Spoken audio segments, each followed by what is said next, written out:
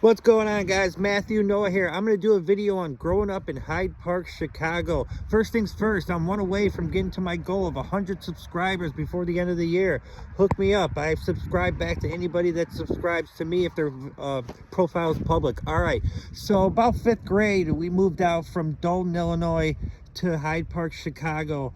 I had 3 older brothers, 8 to 12 years older than me, and my parents got divorced when I was a toddler. Not going to get into the details, but the rug was kind of taken under from my mom, so she had to figure out what to do. You know, she had to go to nursing school, and she became a nurse, and you know, she started providing for 4 boys, and then they started getting in trouble in Dalton, so then we had to get out of there. So we moved to Hyde Park, and we moved into this building called Regent's Park, and it was like 2 twin towers. Both had like 30 floors to it. We were on, I think, like the 21st floor, and I mean, it was nice. It had its own dine-in restaurant where you could order it for pickup. They had a grocery store down in the basement. It had its own gym, indoor pool. I mean, the apartments were nice. The walls were really solid. Like, you couldn't even hear what was going on in anybody else's apartment.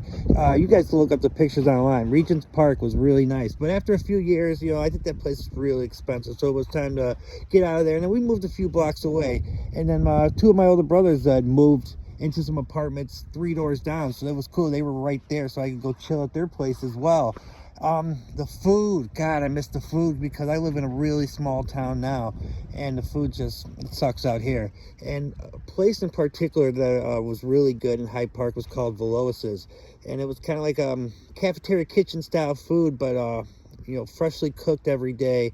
Barack Obama is famous, sorry, messed up my words, is famous for eating there. We're talking about mid-90s before he was famous, so like, hey, who knows, he could have been there when I was there at a time.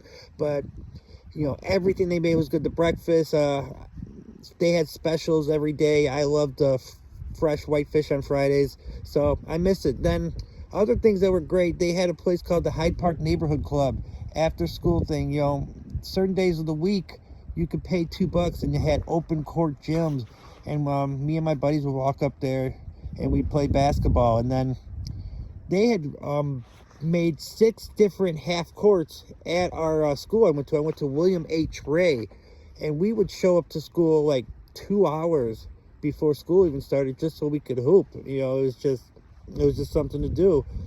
Also in Hyde Park, man, they had a bunch of music stores, and this place called Coconuts is a place that we always went to get all the new rap music. Like, I didn't know nothing about rap like when I moved there, but my buddies put me on the first cassette tape that I ever bought, Bone Thugs and Harmony, Creeping on a Come Up. And then I think like one of the second ones was Tupac, Me Against the World. So all my buddies put me on. They put me on the basketball, they put me on the rap music, and you know, that was just kind of the culture out there in Hyde Park.